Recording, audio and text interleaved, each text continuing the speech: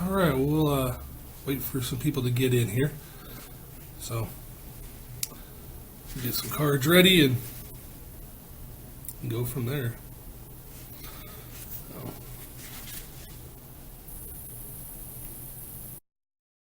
for those watching this on YouTube, you can scan ahead, several seconds, a minute or so when we get started. So this is going to be completely unedited.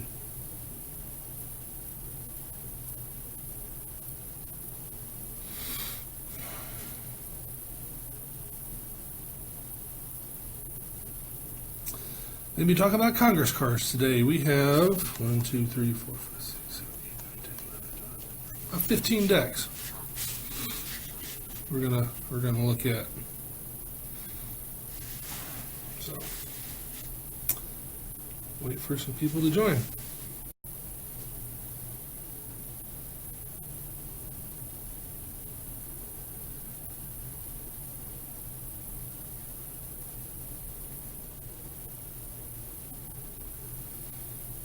And while we're waiting, thanks for you joining YouTube. If you like this video, make sure you hit like, hit that subscription.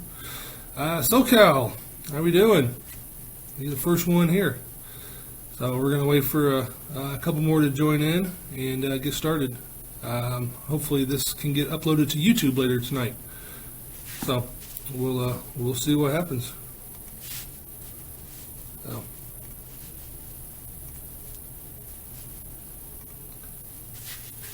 All is well. I've got got a little bit of free time tonight, so we're going to go over about 15 decks here. Maybe some rapid fire, maybe answer some questions about some of these, and we're going to go back from 1929 all the way back to 1881. We're going to go backwards in time tonight.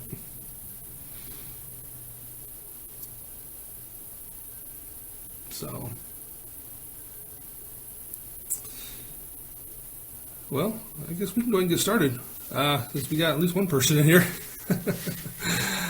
Okay, so for you guys who don't know me, for those watching this on YouTube, I am the Congress guy. I am 44 years old from Indiana, and I guess I got started collecting cards around 2004, 2005, just picking them up from local casinos, playing 5-card draw, poker, things like that, so.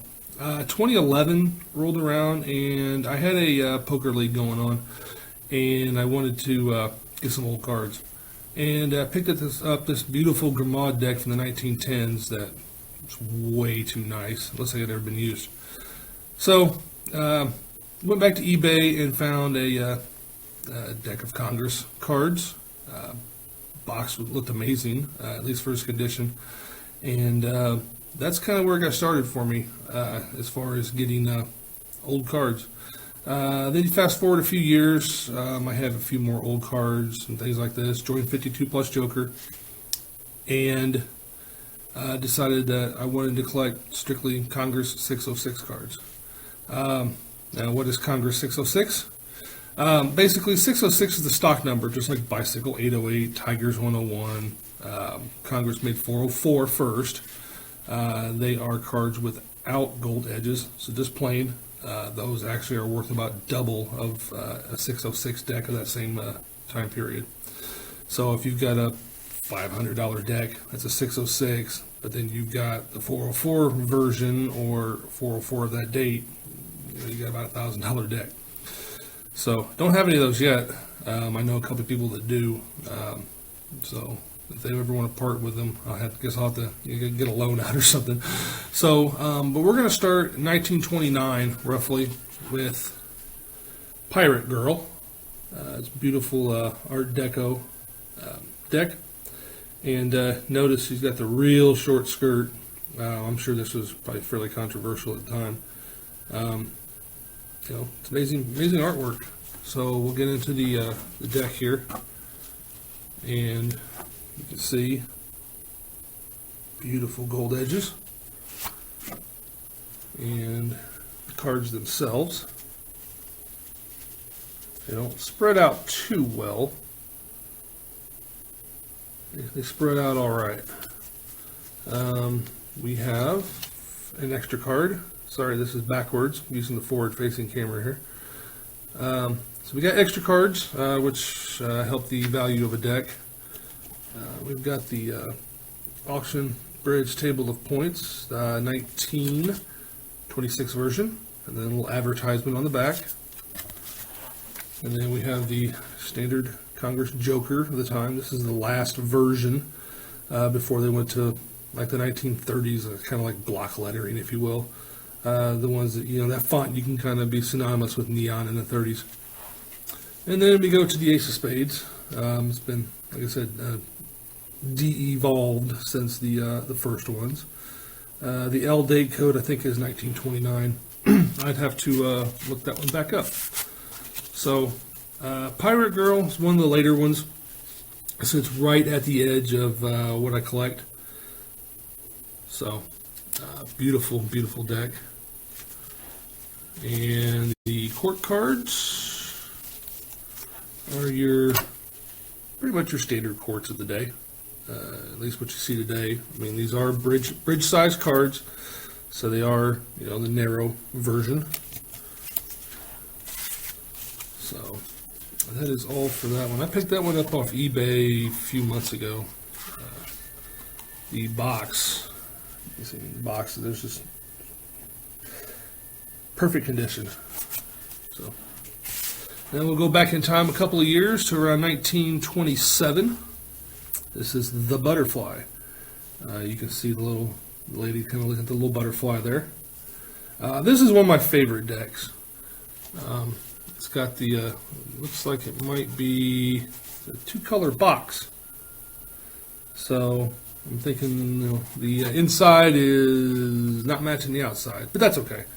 You still have an original box, even though the colors don't match. We have the other ace was the US 6I, I believe. This one is a US 6H. No, I take that back. That was a 6. I think that was a 6M. I'm always confused in the 1920s here on how the aces change. J date code 1927, as you can see at the bottom there. J 1604. The edges on these are very, very worn, so these things were used quite a bit. Unfortunately, I don't have the Joker for this one, but as you can see, I mean, the court cards are still the same pretty much as you'd find today. Let's see. Let's find some different ones here. Some diamonds, diamonds. King.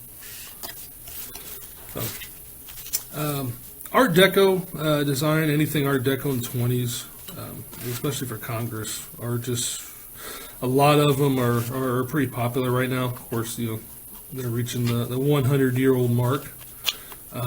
These are getting close at 93, still old. So they are. It's a very, very beautiful deck.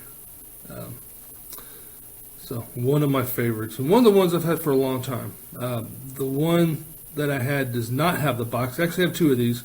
One without the box, and then this one I found just recently on eBay. So excuse me. So I'll go back a couple more years to around 1924, I think. This is one of my recent acquisitions. This is Debutante.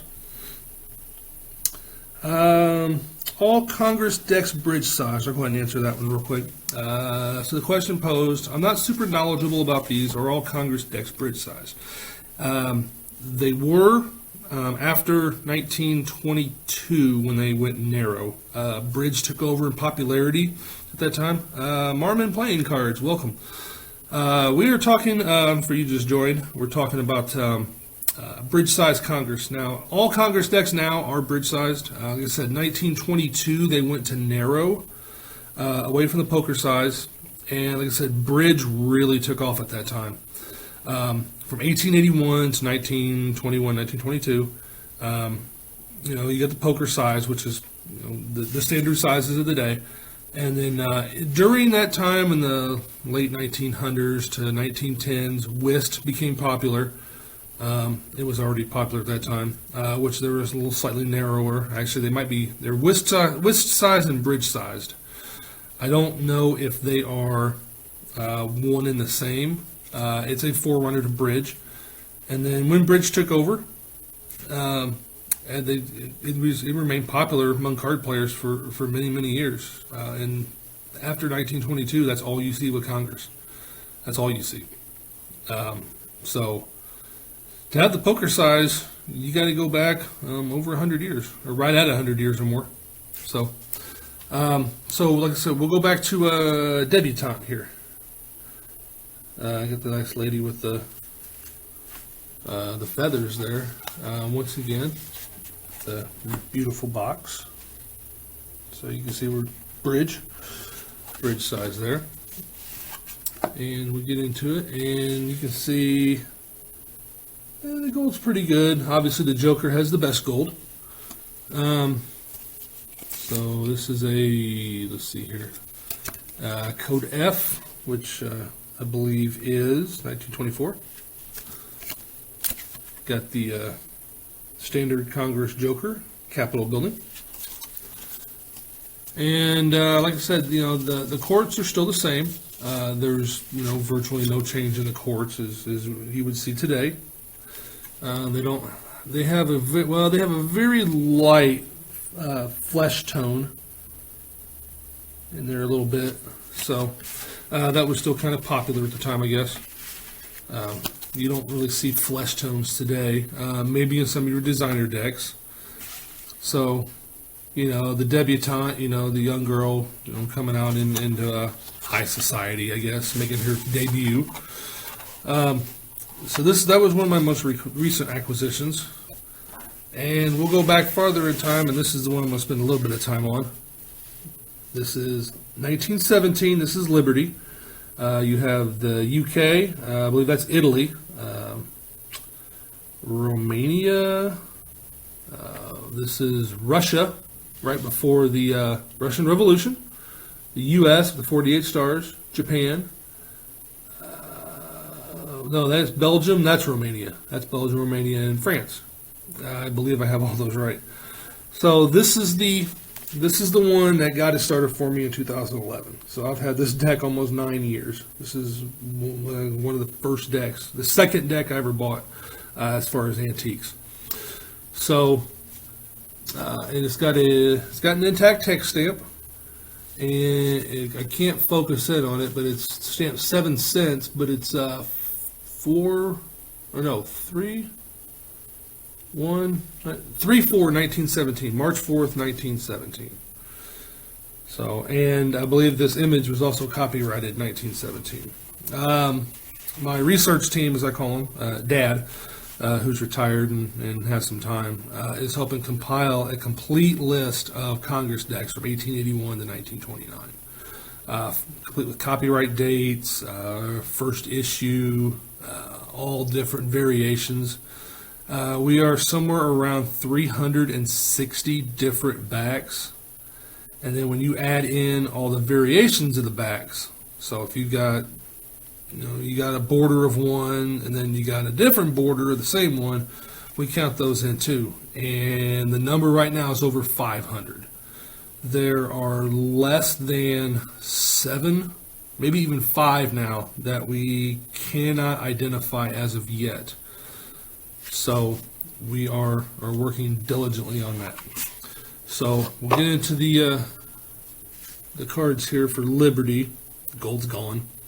Now I did use these definitely once, maybe twice in a poker game a long time ago. They still, they still sound pretty good. So they still hold up very well. You have the 6H. Ace of Spades. Now these letters and numbers I'm using, the US 6H, US 6A, US 6, that's all the Hockman references from the Hockman Encyclopedia. These are poker size, so here is another one of the, we call them common jokers. It's not matching, which means it doesn't have the card back in black and white on the joker. So, hey, card guy. So, they're not really soiled that bad. You can see, I mean, they're air cushion finish. I believe they're air cushion. Yeah, they're air cushion finish. But you can see, some of the ink starting to fade a little bit. So, but they are, these cards held up very well in about a 5-hour poker game with a bunch of people that some like to bend cards, which I told them be very, very careful with them, because at that time they weren't 100 years old yet. They was 9 years ago, so about 92, 93 years old at that time. So they were kind of like, wow, these are pretty cool. So here's an 8 clubs. You get into the face cards. They all still the standard. The flesh tones are still a little. They're there a little bit. They haven't really disappeared away from what you see now. So this is the one that got it all started for me. I decided to strictly collect Congress decks maybe about two and a half years ago. Maybe about 2 years ago. I decided, instead of just picking up any antique deck I could find, that I would just focus on one and try to be the sounding board, the authority, if you will, on those. So they are the top of the line cards back then. They were marketed as such. They were made that way. They were one of the first, if not the first, gilded deck, which means gold edges, obviously, in 1881, 1885, somewhere in that time, when they went to the 606 stock number, away from 404. And they were 50 cents a pack, which is somewhere around $14 to $16 in today's money, which back then average wage was 22 cents an hour, which is under minimum wage today. It's about $6.82 an hour, I think, $6.82 or $6.28 an hour. So if you're average Joe, you're buying the 3-cent pack of steamboats if you want to, have a card party. All these cards were meant to be used, and many people discarded them. They lost, throw away the jokers, or, they tore up some cards, or lost one here and there, which you see a lot on eBay. There's a card or two missing, or ripped. I'm not fond of those decks. I do have a couple of them that have some issues with cards. Fortunately, they are ones that I can pick up relatively easy. I choose to stay away from those right now. I'm collecting the card backs.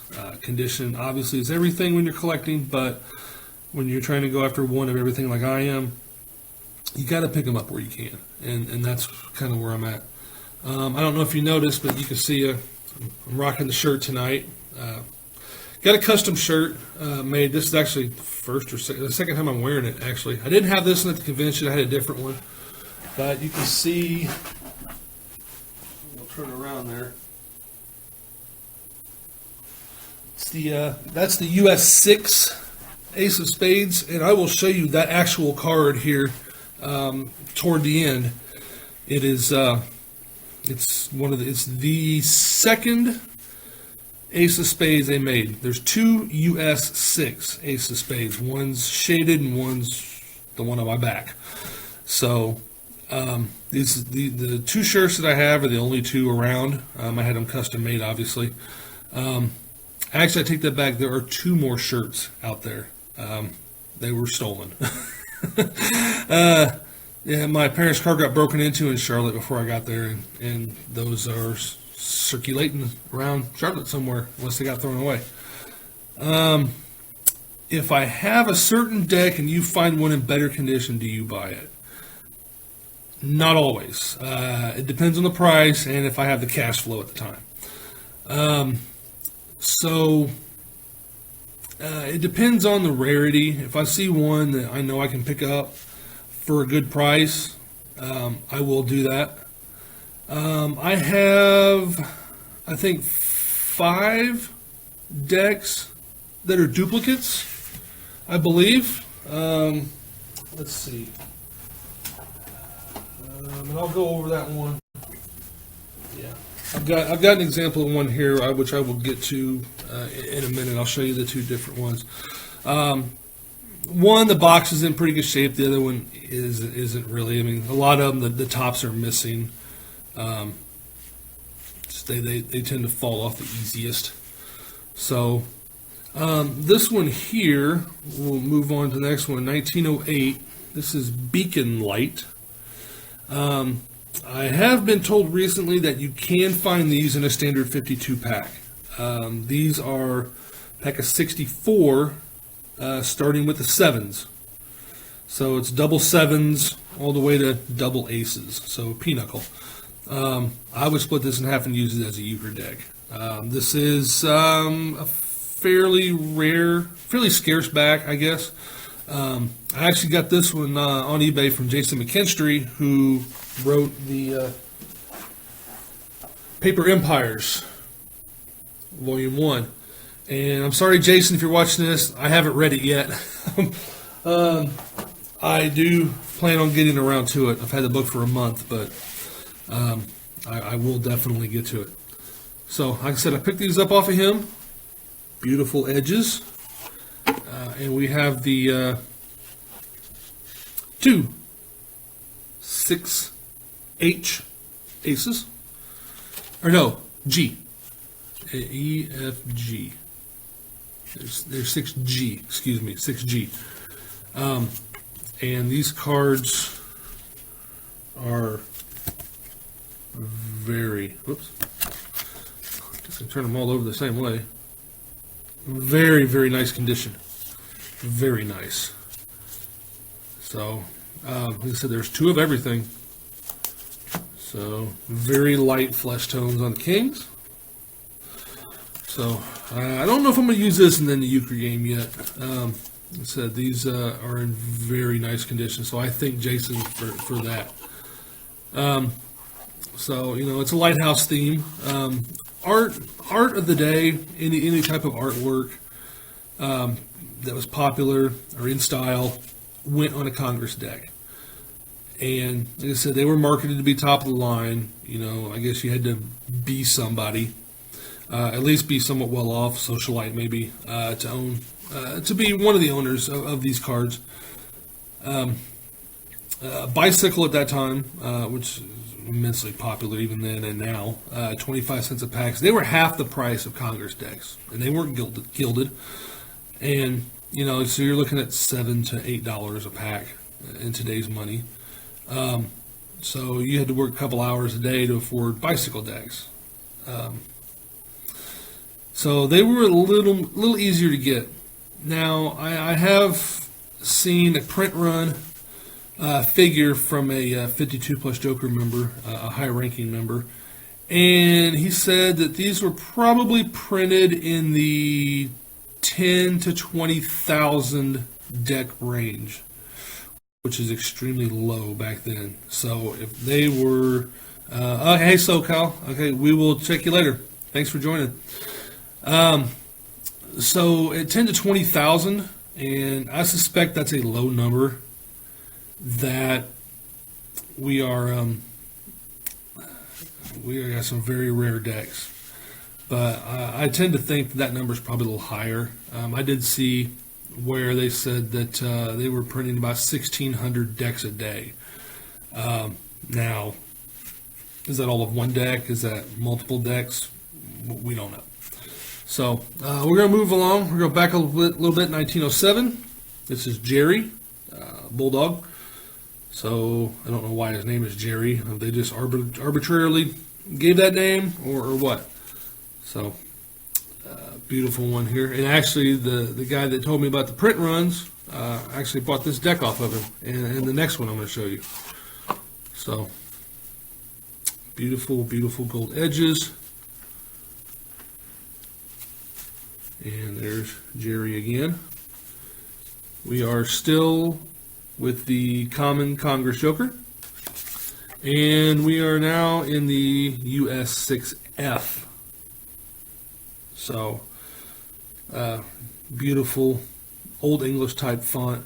And it's interesting because it says the U.S. Playing Card Company, and somebody said that looks like Hells, Hells, in one of my comments on one of my posts on Instagram. And now I can't unsee it. So you still have the beautiful flesh tones. They're a little darker, so the farther back you go, I guess the tones get a little deeper. And one of the harder backs to find. I've seen it for sale a couple times. This one I bought directly at the convention. In this condition, aside from being sealed, probably one of the best decks of Jerry out there. Be a little biased, I guess. So beautiful box. Got it for a pretty good price. Very, very fair. Last day at the convention, so tried to talk him down a little bit, and was somewhat successful. And we'll go to the next one here. This is 1907 also. This is the Dancers.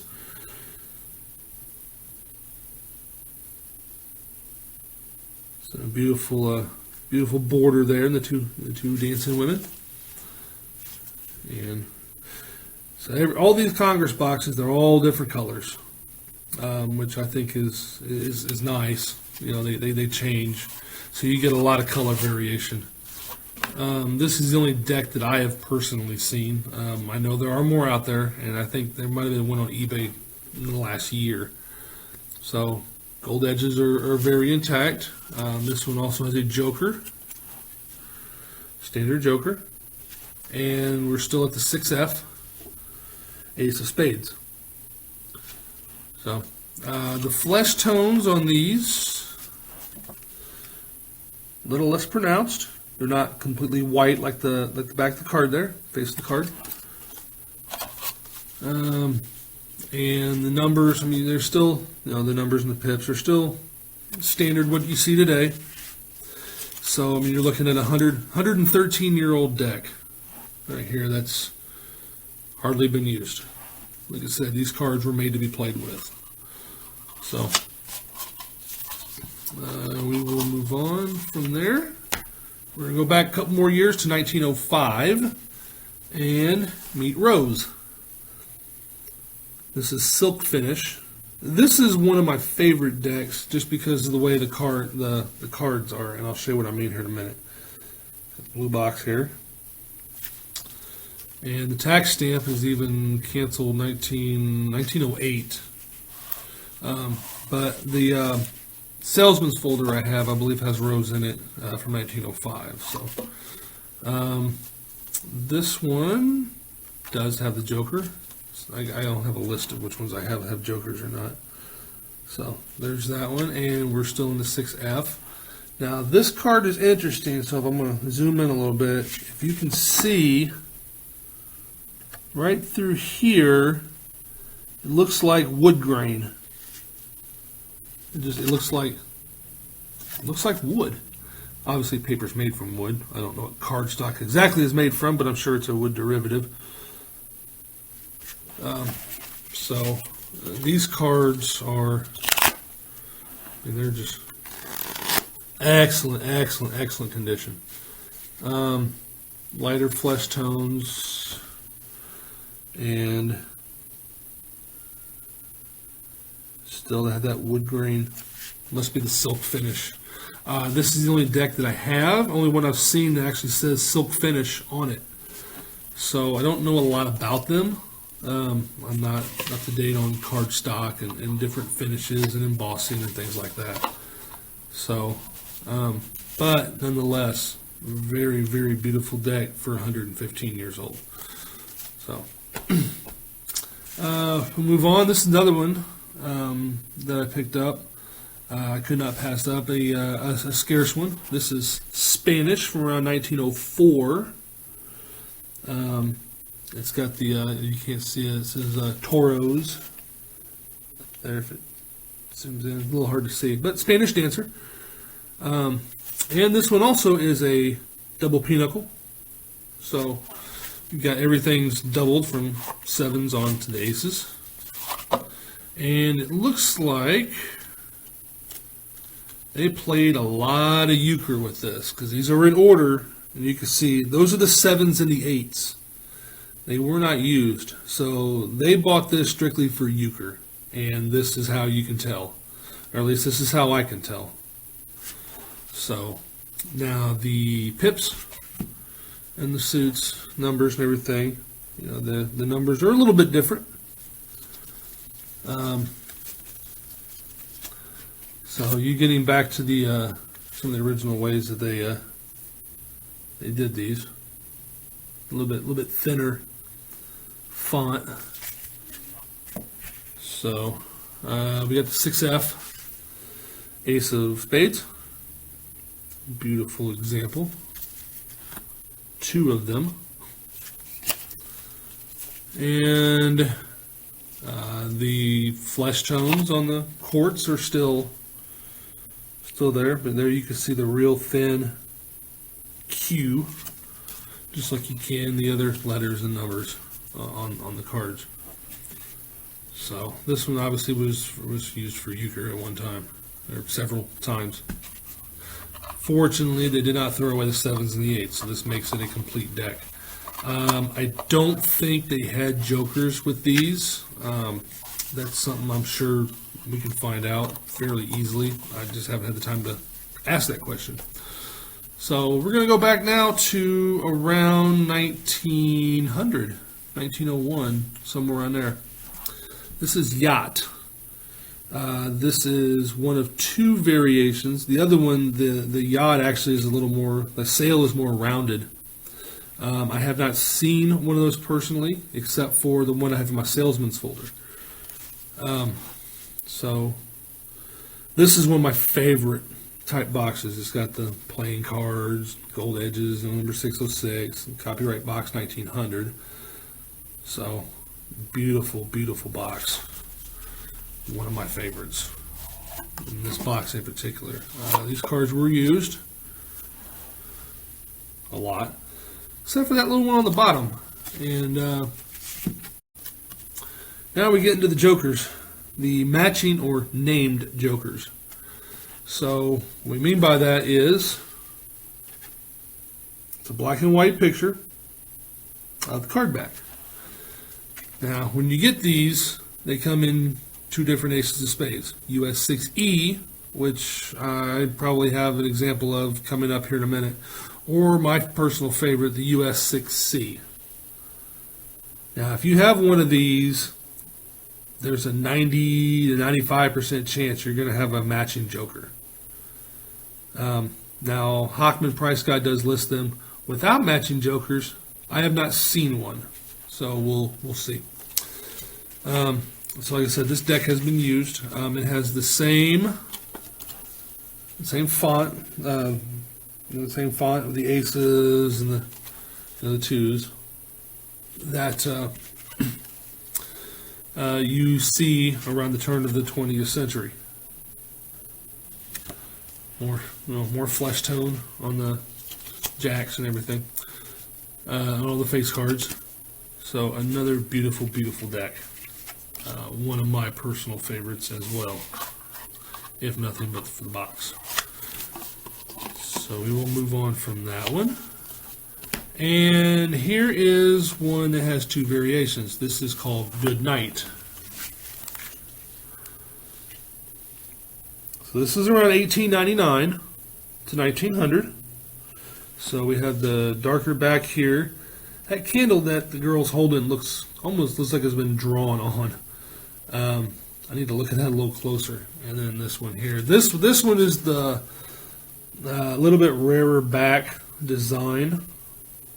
The candle even looks like it belongs in the picture.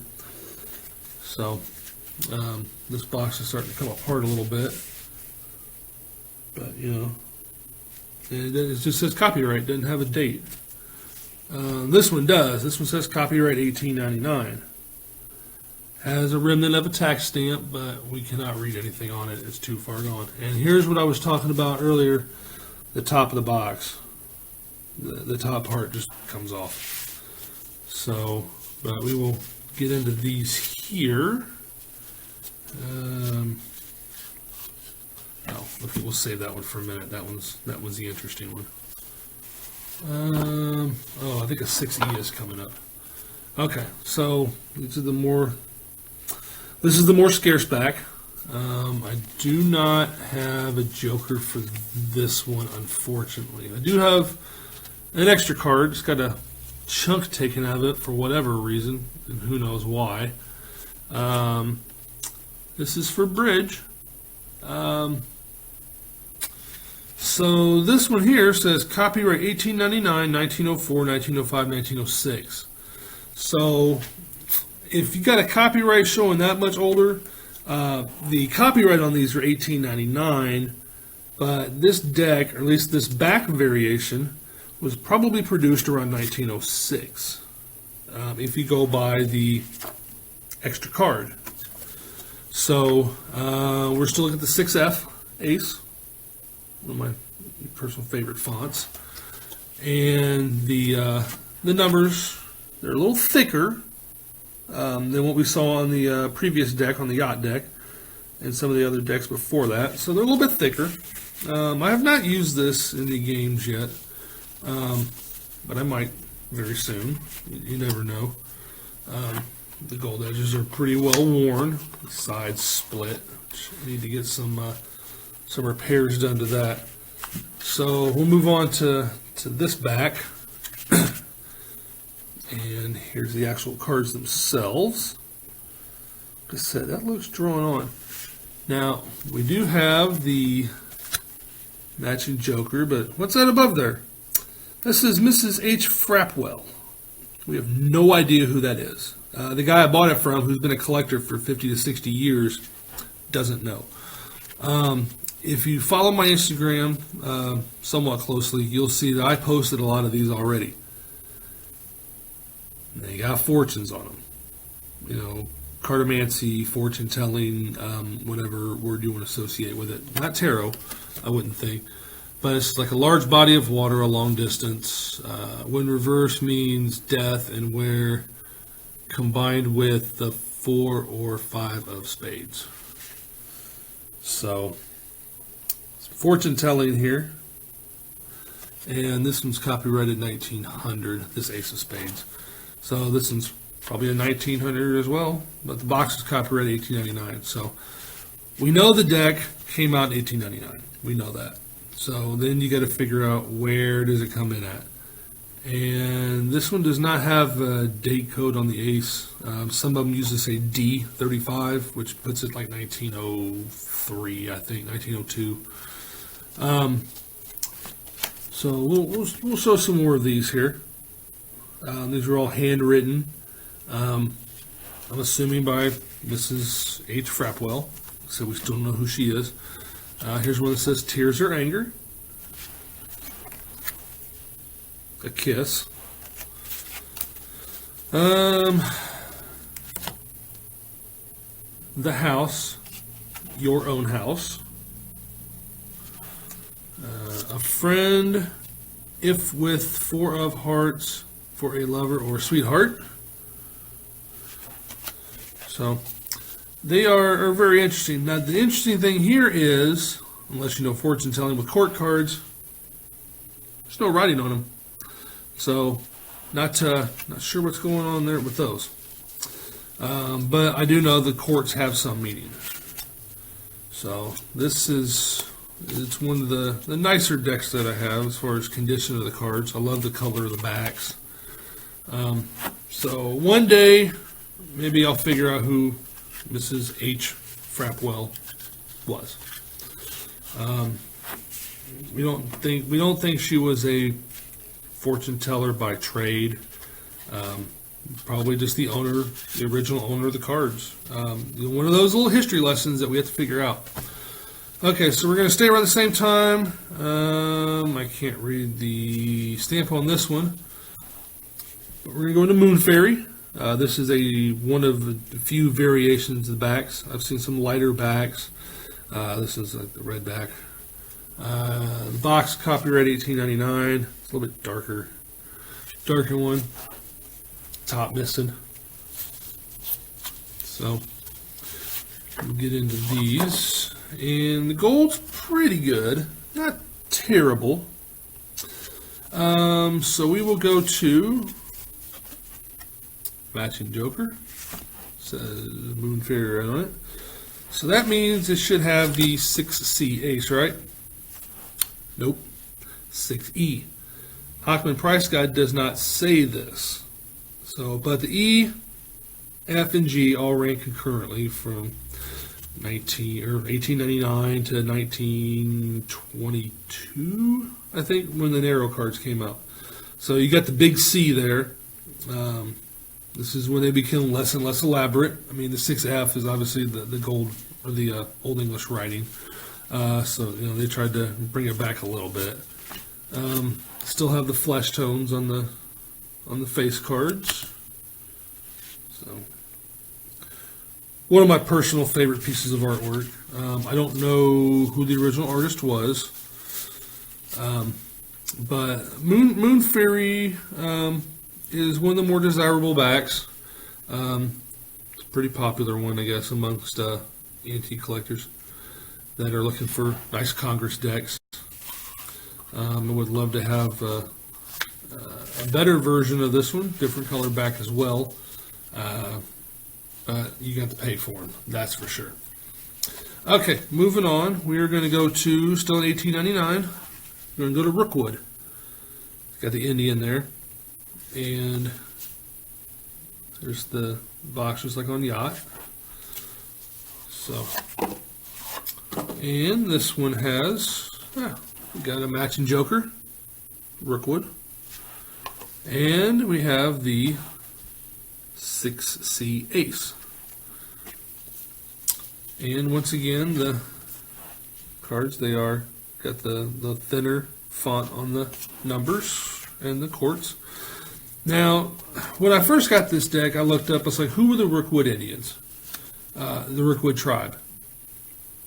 Found out very quickly, within a matter of minutes, that they weren't a tribe at all. So who were they? Well, it turns out Rookwood's a pottery company that depicted Native Americans based in Cincinnati, Ohio.